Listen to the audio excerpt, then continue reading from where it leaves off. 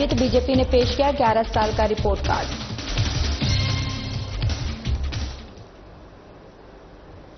नमस्कार, बहुत स्वागत है आप सभी का। मैं हूं आपके साथ ज्योति यादव। सरकारी पैसों का दुरुपयोग किए जाने की आवाज उठाने के कारण फर्जी तरीके से एक शिक्षिका को विद्यालय से निकाल दिया गया। मामला बोकारो जिला के क्षेत्रनाथ +2 उच्च विद्यालय हरनाद कसमार से जुड़ा है और इस विद्यालय की शिक्षिका उर्मिला कुमारी ने विद्यालय के ही शिक्षक मनोज कुमार दत्ता पर बच्चों के फंड को लेकर संगीन आरोप लगाए हैं। इसे लेकर शिक्षिका उर्मिला कुमारी राजधानी रांची स्थित राजभवन के समक्ष धरना पर बैठी।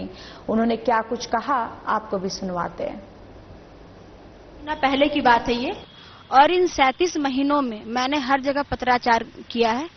ठीक है, 37 महीने पहले जो मेरे स्कूल इंचार्ज है, जिनका नाम मनोज कुमार दत्ता है, ठीक है, आप मेरे बैनर में देख सकते हैं, मैंने उसमें लिखा है न्याय क्रांति। न्याय शब्द का मतलब ही होता है बदलाव, बहुत बड़ा बदलाव, परिवर्तन। तो ये आज जो हम धरना दे रहे हैं ना सर, वो धरना मेरे स्कूल इंचार्ज मनोज कुमार दत्ता को गिरफ्तार करवाने, ठीक है, और उसे पदमुक्त कराकर मेरे मामले की निष्पक्ष जांच हेतु और साथ ही उसका वेतन बंद कराने की मेरी मांग है। और मेरी समस्या ये है, हम आपको बताना चाहते हैं कि हम उस स्कूल में जब ज्वाइन किए एज ए वोकेशनल ट्रेनर, उसमें जो भी सरकारी फंड आता था, हमारे सब्जेक्ट से संबंधित जो भी फंड आया, तो उसमें हम लोग को हस्ताक्षर करना पड़ता था पैसा विड्रॉल करने के लिए। विड्रॉलिंग सब कुछ वो करते थे। उन्होंने मुझसे बोला कि मैडम पैसा को हमको व्यक्तिगत खर्च करना है और अधिकारी को देना है, तो ये सारे पैसे आप बच्चों के पीछे खर्च मत कीजिए। मैंने उनसे कहा कि सर, सरकार पैसा बच्चों के लिए भेजा है और हम कहीं भी गलत जगह हस्ताक्षर नहीं करेंगे और ये पैसा बच्चों के पीछे आप खर्च कीजिए। इतनी ही सी मेरी बात हुई थी उनसे 2022 में, और आज ये 37 महीना पूरा हो गया। और इस बीच जब एकाएक मुझे मेरे कंपनी से अवैध निष्कासित कर दिया गया बिना प्रायर नोटिस दिए। कारण मुझे ये बताया गया कि कार्य में लापरवाही। शिकायत कौन किया है? Manoj Kumar Datta, school incharge. हम कहे ठीक है। तो उन्होंने मुझे कुछ दस्तावेज दिखाए कि इस दस्तावेज के तहत आपका निष्कासन हुआ है। उसमें 12 लोगों का, एसएमसी मेंबर्स का हस्ताक्षर दिखाया उन्होंने मुझे कि इन डॉक्यूमेंट्स पे आपका टर्मिनेशन किया गया है। हम कहे ठीक है। तो फिर मैंने आरटीआई लगाया सर, और आरटीआई जब मैंने किया तो मैंने पाया कि वो फर्जी दस्तावेज जिसपे मेरा अवैध निष्कासन हुआ है, ध्यान से सुनिए, फर्जी दस्तावेज बनाए गए, कूट रचना की गई, फर्जी हस्ताक्षर का इस्तेमाल किया गया, सिर्फ इसलिए कि उस स्कूल में जो सरकारी फंड आ रहा वो खुले धड़ल्ले खाते चले जाए और वहां के ग्रामीण बच्चे जो बहुत गरीब परिवार से मूलवासी हैं, उनके हक को मारने के लिए उन्होंने फर्जी दस्तावेज बनाए, जो कि ये हम आपके सामने दिखा रहे हैं। ठीक है, ये वो दस्तावेज है। ठीक है, इस दस्तावेज का, ठीक है, उन्होंने फर्जी हस्ताक्षर किया, ठीक है, कूट रचना की, हस्ताक्षर बदल दिए। आप यहाँ देख सकते हैं, यहाँ हस्ताक्षर बदल दिए हैं। ठीक है, और जब ये आरटीआई से मैंने जब ये डॉक्यूमेंट्स मंगा लिए 1 जनवरी 2024 को, ठीक है, जब ये डॉक्यूमेंट्स मुझे मिल गया तो मैं कसमार थाना गई, जो मेरे ब्लॉक में पड़ता है, कसमार ब्लॉक में। वहां पे एफआईआर दर्ज करने के लिए मैं बहुत दौड़ी, लेकिन एफआईआर दर्ज नहीं हुआ। लेकिन फिर कुछ दिनों बाद कोर्ट से एफआईआर दर्ज हुआ। मनोज कुमार दत्ता के विरुद्ध षड्यंत्र, आपराधिक रचना करने का, कूट रचना का, फर्जी हस्ताक्षर का एफआईआर दर्ज हो गया संज्ञेय धारा में, और ये 1 साल होने वाला है 20 जून को। पर आज तक वो व्यक्ति अपने पद पर बना है सर, ना ही फेयर ट्रायल हो रहा है, ना ही उसका वेतन बंद किया गया है। जब किसी भी व्यक्ति पर कोई आरोप होता है तो उससे सबसे पहले पदमुक्त किया जाता है, वो क्यों ना कोई बड़ा से बड़ा अधिकारी हो, नेता हो, मंत्री हो, कोई भी हो, होता ही है। ये आप देख रहे हैं, आजकल आरोप हो रहा है, उसको पदमुक्त। तो इस व्यक्ति को सबने बचा के रखा, कसमार थाना इसे संरक्षित कर रहा है, ठीक है, शिक्षा विभाग संरक्षित कर रहा है। 37 महीने में सर हम दर दर का ठोकर खा रहे हैं, ताकि उस स्कूल के बच्चे या सारा सरकारी स्कूल के जो बच्चे हैं, जो बहुत ही गरीब है, उनको उनका हक मिल पाए। और मैं क्षेत्रनाथ +2 उच्च विद्यालय की शिक्षिका हूँ, जहां से जिस स्कूल से पढ़कर बड़े बड़े लोग अधिकारी भी बने हैं। सरकार से मेरा मांग ये है कि मनोज कुमार दत्ता जो सरकारी शिक्षक है और जो उनके सहयोगी जो लोग सहयोग कर रहे हैं, महेंद्र प्रजापति, विष्णु पदमंडल आदि जो भी है, प्रमीला देवी जो है एफआईआर में दर्ज उनका नाम है, उन पे कार्रवाई हो। ठीक है, मनोज कुमार दत्ता की गिरफ्तारी हो, उसका वेतन बंद हो और निष्पक्ष जांच हो। बीजेपी प्रदेश कार्यालय के अटल बिहारी सभागार में मोदी सरकार के 11 साल संकल्प से सिद्धि तक को लेकर एक कार्यशाला आयोजित की गई है, जिसकी अध्यक्षता बीजेपी के प्रदेश अध्यक्ष डॉक्टर दिलीप जायसवाल ने किया। इस कार्यशाला में प्रदेश की नई टीम सहित जिलाध्यक्ष, जिला प्रभारी, जिला संयोजक, जिला सह संयोजक सहित 350 प्रतिनिधियों ने भाग लिया। प्रधानमंत्री जी के नेतृत्व में एनडीए सरकार का 11 वर्ष पूरा होने जा रहा है और इस 11 वर्ष के शासनकाल में प्रधानमंत्री नरेंद्र मोदी जी ने 25 करोड़ भारत की जनता को गरीबी रेखा से ऊपर लाने का काम किया है और इसके लिए विभिन्न योजनाएं चलाए गए। घर घर तक भारतीय जनता पार्टी और एनडीए के कार्यकर्ता जाकर मतदाता का हालचाल लेंगे और 70 प्लस यानी 70 वर्ष से ऊपर के उम्र का लोगों को आयुष्मान कार्ड भी बनवाने का काम करेंगे। तो इस तरह करके इस जो सरकार के किए अच्छे काम। रांची स्थित सिरमटोली स्थित सरना फ्लाईओवर के समक्ष रैंप हटवाने का मामला को लेकर कल यानी कि 4 जून को आदिवासियों के विभिन्न संगठनों के द्वारा झारखंड बंद करने का आह्वान किया गया है। इस पर प्रदेश कांग्रेस ने भारतीय जनता पार्टी पर षड्यंत्र रचने का आरोप लगाया। प्रदेश महासचिव ने कहा कि इस मामले पर झारखंड के मुख्यमंत्री हेमंत सोरेन ने आदिवासी समाज के विभिन्न संगठनों के लोगों से बात की है और बातचीत की है, लेकिन भारतीय जनता पार्टी ने आदिवासियों को बहला फुसलाकर आंदोलन करवाने का काम कर रही है। देखिए, माननीय मुख्यमंत्री ने भी सिरमटोली फ्लाईओवर को लेकर के तमाम सामाजिक संगठनों के साथ बैठक किया और बहुत ही गंभीरता और संजीदगी के साथ तमाम बातें सामने आई है।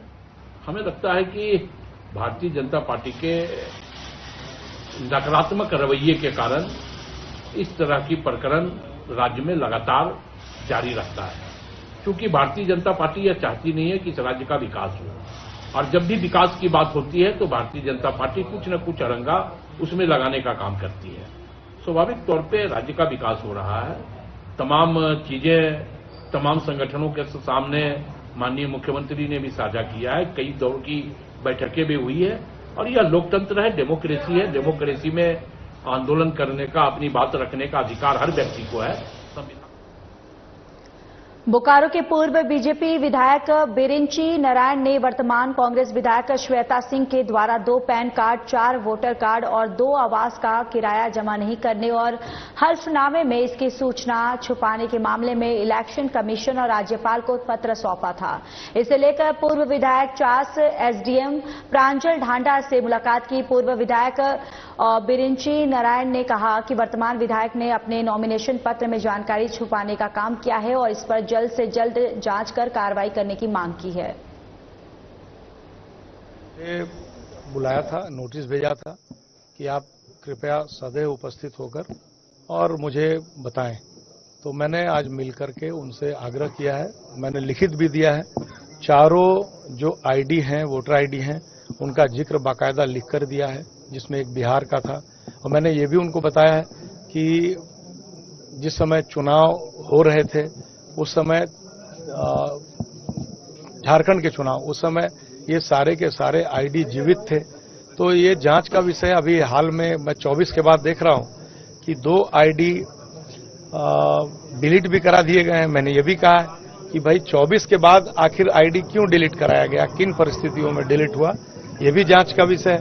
तो सवाल उठता है कि जिस समय आप नॉमिनेशन कर रही थी या जब ये खबर आ गई अखबारों में, विभिन्न प्रेस मीडिया के माध्यम से, तो कहीं उसके बाद तो डिलीट नहीं हुई और डिलीट हुई तो क्यों हुई, किस कारण से हुई, ये भी जांच का विषय है।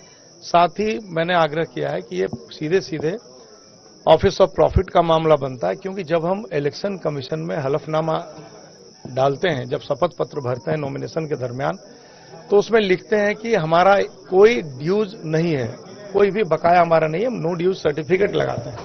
लेकिन मैंने एसडीएम मैडम को बताया कि 2 क्वार्टर, पहला 562D सेक्टर 3D और दूसरा सेक्टर 3 में ही 873 नंबर का क्वार्टर, दोनों में नो ड्यूज इन्होंने नहीं समर्पित किया। देश में कोरोना संक्रमण के मामले तेजी से बढ़ रहे हैं। झारखंड में भी कोरोना पॉजिटिव मरीजों की संख्या बढ़ने के कगार पर है। राज्य में कोरोना संक्रमण बढ़ने की संभावनाओं के बीच सरकारी स्तर पर सभी तरह की जरूरी तैयारियां और दवाएं किए जा रहे। मौके पर सदर अस्पताल के उपाधीक्षक डॉक्टर बिमलेश सिंह ने कहा कि जिस तरह से कोरोना सुगबुगाहट शुरू कर दी है तो सदर अस्पताल अपनी तैयारी बेहतर तरीके से करे। अस्पताल 20 बेड का व्यवस्था भी किया है और इस तरह का मामला सामने आने के बाद अस्पताल पूरी तरह से तैयार है।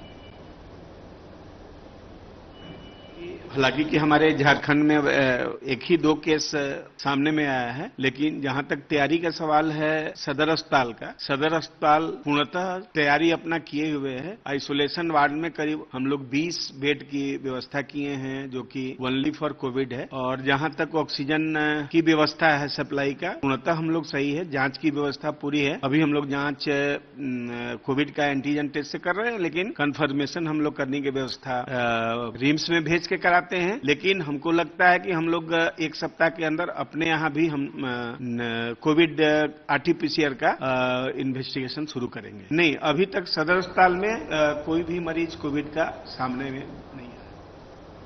बोकारो स्वास्थ्य विभाग ने लोगों को तंबाकू सेवन नहीं करने को लेकर बाइक जागरूकता रैली निकाली है, जिसे बोकारो के सिविल सर्जन डॉक्टर अभय भूषण प्रसाद ने हरी झंडी दिखाकर रवाना किया। साथ ही खुद भी इस बाइक रैली में शामिल होकर लोगों को संदेश देने का काम किया। इस बाइक रैली में काफी संख्या में स्वास्थ्य विभाग कर्मी, चिकित्सा और आम लोग शामिल हुए। इस दौरान सिविल सर्जन डॉक्टर अभय भूषण प्रसाद ने कहा कि तंबाकू का सेवन हमारे सेहत के लिए हानिकारक है, जिसे लेकर इस बाइक रैली के माध्यम से लोगों को जागरूक करने का काम किया गया है। ने भी बताया कि विश्व तंबाकू दिवस के उपलक्ष्य में ये रैली निकाला गया। इसका मेन पर्पस है कि लोग जागरूक हों टोबैको प्रोडक्ट किसी भी तरह का, चाहे धुआं के रूप में हो, च्यूइंग के रूप में हो या कोई और भी रूप से अगर लेते हैं, तो किसी भी तरह से समाज, व्यक्ति और देश के लिए हानिकारक ही है, फायदेमंद किसी भी लेवल से नहीं है। हम आप लोगों के माध्यम से अपील करना चाहेंगे कि नशा इसी वक्त से अभी जिनके भी पॉकेट में खैनी, गुटखा, पान सब है, तो अभी यहीं पर हमने सामने त्याग करते हैं और आज से शपथ लें, स्ट्रॉन्ग डिटर्मिनेशन लें। हजारीबाग की साक्षी शगुन ने IIT-JEE एडवांस 2025 में ऑल इंडिया 787वीं रैंक हासिल कर जिले का नाम रोशन किया है और अपनी मेहनत, लगन और आत्मविश्वास के बल पर साक्षी जिले की टॉपर बनी है। प्रारंभिक शिक्षा हजारीबाग से प्राप्त कर उन्होंने कोचिंग से तैयारी की। साक्षी ने अपनी सफलता का श्रेय माता पिता और शिक्षकों को दिया है। उन्होंने कहा कि नियमित अध्ययन, सही मार्गदर्शन और आत्मविश्वास उनकी सफलता की कुंजी रही है। साक्षी कंप्यूटर साइंस में इंजीनियरिंग कर देश के लिए कुछ बड़ा करना चाहती है। उनकी उपलब्धि पर परिवार, शिक्षाविद और जिले में हर्ष और गौरव का माहौल है। अपने टीचर्स को और अपने पेरेंट्स को और अपने दादा दादी को। घर वालों का कैसा सपोर्ट रहता था पढ़ाई के दौरान? मम्मी पापा बहुत सपोर्ट करते थे। मतलब अगर हमको कभी सुबह जागना होता था तो मम्मी भी साथ में मेरी जगती थी, और अगर लेट तक पढ़ना होता था तो पापा साथ में जगते थे। पढ़ाई को कैसे मेंटेन करते थे? घर में काम भी करते थे। कैसे? मतलब पूरा काम, मतलब आपका रूटीन क्या था? मेरा था कि कोचिंग आए, पढ़े, मतलब जितना देर क्लास हुआ वो किए, फिर कोचिंग में ही रह के सेल्फ स्टडी करते थे 6 से 7 घंटा, और फिर जितना डाउट हुआ वो कोचिंग में जाकर पूछ लिए। फिर घर जाके वापस कभी मन किया तो केमिस्ट्री रीड करते थे, नहीं तो फिर नहीं पढ़ते थे। फिर बहरागोड़ा लैपिस में 400 किसानों के जमा और 24,64,497 रुपये नहीं मिलने से किसान परेशान है। इसे लेकर झारखंड लोकतांत्रिक क्रांतिकारी मोर्चा के जिला महासचिव दिनेश महतो ने अनियमितता का आरोप लगाते हुए डीसी और सरकार से उचित कार्रवाई की मांग की है। तो वहीं इस मामले में जिला सहकारिता पदाधिकारी आशा टोपो ने कहा कि इस बाबत 2 बार विभागीय पत्र लिखा जा चुका है और अब फिर तीसरी बार पत्र भेजा जाएगा। क्या मामला क्या है? देखिए, मामला बौड़ागुड़ा का लेम्स का मामला है, जो कि बौड़ागुड़ा लेम्स का खाताधारियों ने हमको आवेदन दिया था। तो आवेदन के आलोक में हमने जिला के उपायुक्त महोदय को जांच के लिए आवेदन दिए। आवेदन में हमने 50 लाख का घोटाला का आरोप लगाया।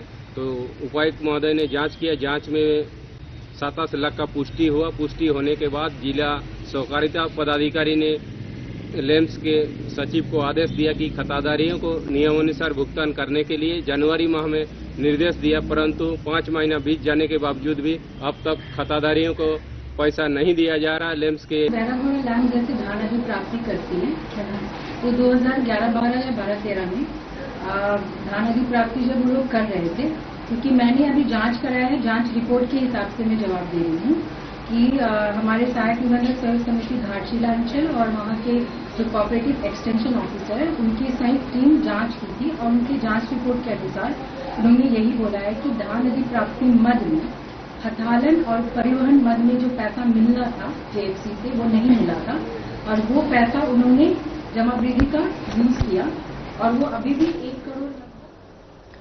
आजादी के 78 वर्ष और झारखंड राज्य के 25 वर्ष होने के बाद भी जामा प्रखंड के आदिवासी गांव पलासबनी का भालुक सुगिया टोला पक्की सड़क मार्ग से नहीं जुड़ पाया है और इस टोला में लगभग 15 घर है। आपको बताते चले कि पलासबनी गांव के ही बौद्ध टोला में पक्की सड़क पहुंची हुई है जो करीब 1 किलोमीटर दूरी पर स्थित है। सड़क की तो बहुत समस्या है। हम लोग का यहाँ पलासबनी टोला से भालूसुंगिया टोला तक सड़क मार्ग से जोड़ा जाए और जब कोई भी पदाधिकारी या कोई भी नेता लोग आते हैं तो वो लोग तो आश्वासन सिर्फ दे ही देते हैं लेकिन कुछ नहीं कर पाते हैं। आज तक कितना 20 साल पहले से ही इस तरह का आश्वासन देते देते हम लोग को तो अभी कोई भी मरीज हम लोग रोड तक नहीं ले जा पा रहे हैं, टांग कर ले जाते हैं, उसके बाद ही कुछ होता है हम लोग का। ये बहुत दुख की बात है। कितने भी पदाधिकारी आते हैं सुन कर चले जाते हैं और लेकिन कुछ नहीं कर पाते हैं। कितने प्रतिनिधि कितना जनप्रतिनिधि आते हैं वो लोग सिर्फ आश्वासन के लिए आते हैं लेकिन काम कुछ नहीं करते हैं। बकरीद को लेकर सदर थाना परिसर में शांति समिति की बैठक आयोजित की गई जिसकी अध्यक्षता सदर एसडीओ संदीप अनुराग टोपनो ने की है। बैठक में साफ सफाई, बिजली, पानी, सड़क और विधि व्यवस्था को लेकर चर्चा हुई। 7 जून को बकरीद सादगी और शांति के साथ मनाई जाएगी। ईदगाह समेत 4 जगहों पर नमाज भी अदा की जाएगी। सुरक्षा के मद्देनजर पुलिस बल तैनात रहेगा। समिति की बैठक सदर थाना परिसर में आयोजित की गई जिसमें बकरीद को लेकर जो तैयारियां हैं उसके संबंध में शांति समिति के सदस्यों के साथ चर्चा की गई और इसमें जो उनके द्वारा बताया गया कि नमाज के जो समय क्या होगा मोटा मोटी, उसके अलावा नमाज के बाद जो कुर्बानी होगी उसको लेके नगर परिषद से कुछ क्वेरी थी, उनको निर्देशित किया गया है नगर परिषद को कि जो कुर्बानी के बाद का जो कचरा है उसको निष्पादन किस तरह से किया जाएगा उस संबंध में डिटेल से आज चर्चा की गई है। इसके अलावा बकरीद पर्व को लेकर के आज सदर थाना के परिसर में शांति समिति की बैठक की गई।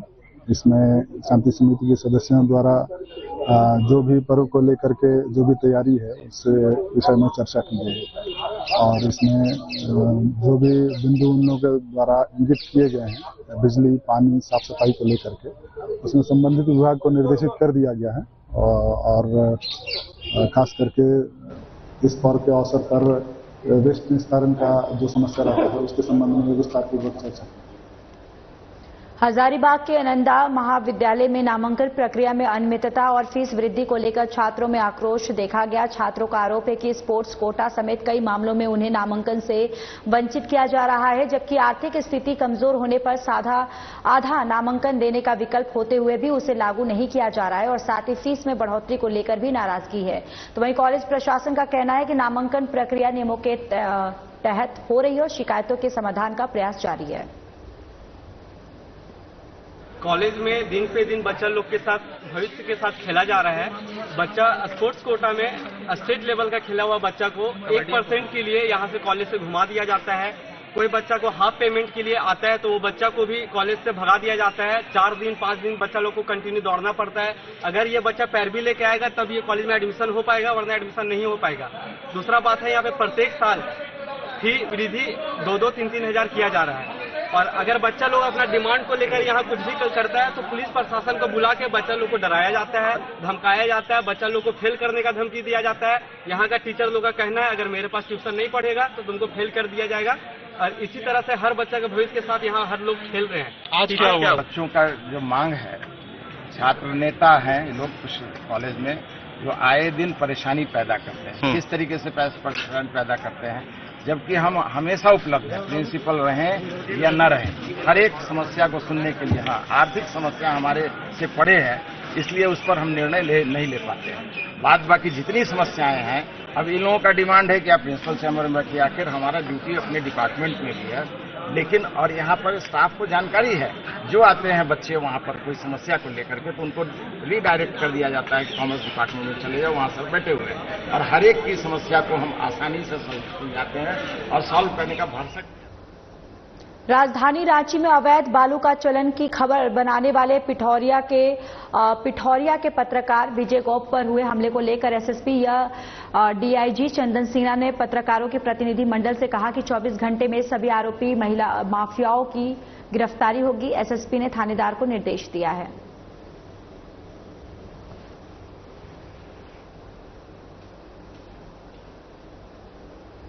साहेबगंज स्थित मिर्जा चौकी थाना क्षेत्र के दामिन भीटा मौजा स्थित जय माता दी स्टोन वर्क की पत्थर खदान में बीती रात अज्ञात अपराधियों ने 2 पॉकलेन और 2 हाइवा को आग के हवाले कर दिया और इस आग लगने में चारों वाहन जलकर पूरी तरह से राख हो गया। घटना ब्लॉक नंबर 13, 27, 51 और 54 में हुई है। बताया गया है कि रात करीब 12 बजे से 10 से 15 की संख्या में नकाबपोश अपराधी जो है वो खदान में घुसे। उन्होंने पत्थर खदान के गार्ड को कब्जे में लिया और इसके बाद 2 पोकलेन और 2 हाइवा को आग की चपेट में डाला। कुछ दिन पहले की घटना है, 2-3 दिन बीत गई।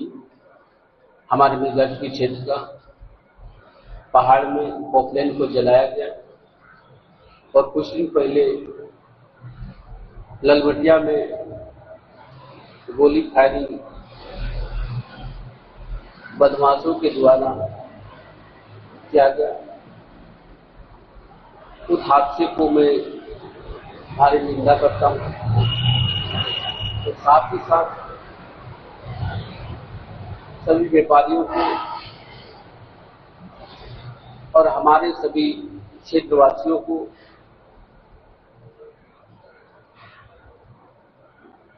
शांति बनाए रखने के लिए अपील करता हूं। और वरीय पदाधिकारी बोकारो पुलिस की साइबर सेल की टीम ने मध्य प्रदेश के इंदौर से 3 साइबर अपराधियों को गिरफ्तार करने में कामयाबी हासिल की है और इन साइबर ठगों ने बोकारो जिले के आईईएल थाना क्षेत्र के रहने वाले उत्तम कुमार सिंह से स्टॉक ट्रेडिंग में लाभ पहुंचाने के नाम पर 1 दिसंबर 2024 से 25 मार्च तक कुल 14,73,300 रुपए की ठगी करने का काम किया था। एसपी हरविंदर सिंह ने बताया कि तीनों आरोपी लोगों से पैसे बढ़ाने के नाम पर फोन कर ठगी करने का काम करते थे। आयुषी जैन, अंश जैन और बाकी सहयोगी से उनकी बात कराई, अलग अलग नंबर बदल के उनको झांसा दिया कि आपको हम स्टॉक ट्रेडिंग में बहुत ज्यादा प्रॉफिट प्रोवाइड करवा सकते हैं अगर आप हमें पैसे दें। तो ऐसे ही उनको इसी उसमें बार बार अलग अलग पैसे लेके उनसे लगभग 14,73,000 का उनके साथ फ्रॉड हुआ और ये कांड 28 मार्च 2025 को जो है रजिस्टर हुआ था। इसकी इन्वेस्टिगेशन में अलग अलग टेक्निकल एंगल से इन्वेस्टिगेट करने के बाद हमारी टीम जो है एमपी गई इंदौर और वहां पर छापामारी करी और वहां से जो है 3 जो इसमें एक्यूज्ड है उनको अरेस्ट करके आज लेके आई है। जामताड़ा के चेंगाईडीह स्थित एक सीएसपी केंद्र संचालक से पिस्तौल की नोक पर करीब 90,000 रुपए की लूट की गई है। संचालक अब्दुल मलिक ने बताया कि वह इंडियन बैंक से 82,000 रुपए निकालकर लौट रहे थे, तभी नाराडीह के पास बाइक सवार 2 अपराधियों ने उन्हें रोककर लूट की घटना को अंजाम दिया। उनके पास अतिरिक्त 10,000 रुपए भी थी और जिसे अपराधियों ने लूट लिया है। घटना की सूचना मिलते ही थाना प्रभारी संतोष सिंह ने बैंक और आसपास के सीसीटीवी फुटेज जो है वो खंगाले हैं। करके 82,000 रुपया ले जा रहे थे और मेरे साथ 10-12,000 था। उसके बाद नारहाड़ी का इमली का पेड़ जो पुल है उसी के सामने सादा अपाची रिवॉल्वर दिखा के लेके चले गए। किधर भागा वो लोग? 2 आदमी। आदित्यपुर थाना पुलिस ने गोली चलान मामले का 48 घंटे में खुलासा करते हुए 4 अपराधी को गिरफ्तार कर लिया है। गौरतलब है कि बीते 1 जून को मांझी टोला में दीपांकर भूया पर गोलीबारी की घटना घटित हुई थी और इस मामले में पुलिस ने मोहित प्रमाणिक, सुजल अधिकारी रोहित देशपांडे और जीसू गोप को हिरासत में लिया है। सालडी बस्ती में दीपांकर भूया नामक युवक पर शाम को करीब 7 बजे के आसपास गोली चलाने की घटना प्रतिविदित हुई थी। इस संदर्भ में आदित्यपुर थाना कांड संख्या 161/2025 दर्ज करते हुए कांड का अनुसंधान कराने किया गया। घटना की गंभीरता को देखते हुए अनुमंडल पुलिस पदाधिकारी सराय कोडरमा जिले के छतरबर गांव में 11,000 वोल्ट के हाईटेंशन तार की चपेट में आकर 41 वर्षीय शंकर गुप्ता की मौत हो गई। घटना से इलाके में दहशत और परिजनों में शोक की लहर है। मौके पर पहुंची पुलिस को परिजनों ने शव जो है सौंपने से इनकार कर दिया है।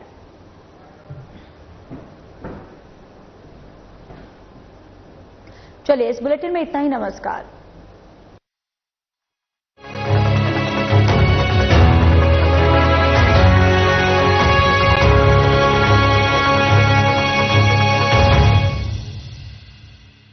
कुछ लोग खाते पीते तो बहुत बढ़िया हैं, पर फिर भी उनकी सेहत